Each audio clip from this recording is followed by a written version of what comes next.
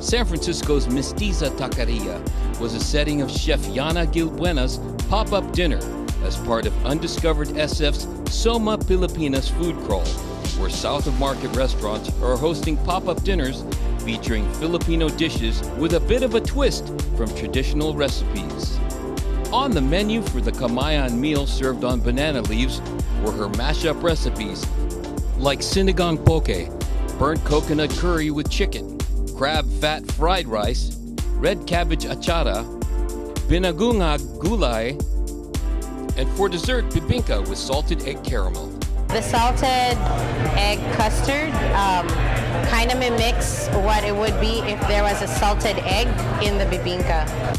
Chef Yana expressed her desire to update traditional Filipino recipes while holding on to the true roots of the dishes. I think there's always room for innovation, and I love that about the resurgence right now of Filipino food, because there are different ways to reimagine traditional dishes. It doesn't have to be, you know, black and white or one-dimensional. So I love that all, you know, me included, are like thinking outside the box of what could be Filipino food. I would love to say that at the root of it all, or the core of the dish, is still very traditional. It's just presented differently.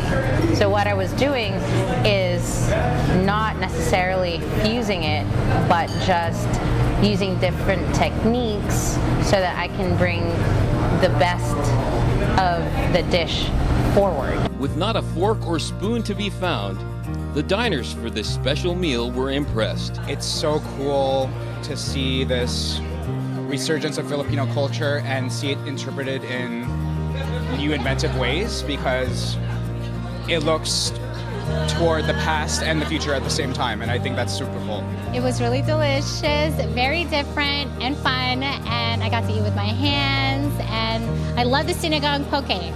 When I saw poke on the menu, I was expecting a little bit more of a traditional Hawaiian type poke, and so I was pleasantly surprised on the Filipino twist that she had on it. I was born and raised in the Philippines, and I really miss Filipino food. It was amazing. It felt like it tasted very familiar but so different at the same time, and it was really good. Every bite was so good. Gilbuena calls herself a nomad chef. She's traveled to all 50 states, calling her pop-up kamayan meals her Salo series. Salo meaning a gathering, and she's authored a book of her journey titled No Forks Given. Well, what surprised me the most is a lot of people who were not Filipino actually came to my pop-ups, and that for me was the best surprise ever, because, you know, you would think Filipinos would come to a Filipino pop-up dinner, but I'm so glad that it has reached a wider audience, and that's exactly what I wanted to do with my pop-up dinners, was to educate people on what Filipino food is beyond adobo, pancit, and lumpia. Desi Danganan is the organizer of Culinary Confidential's food crawl and pop-up dinners in the SOMA area. There is a huge demand for high-end Filipino food, and you can see it here with Culinary Confidential, with all of our high-end pop-up dinners selling out. So it's really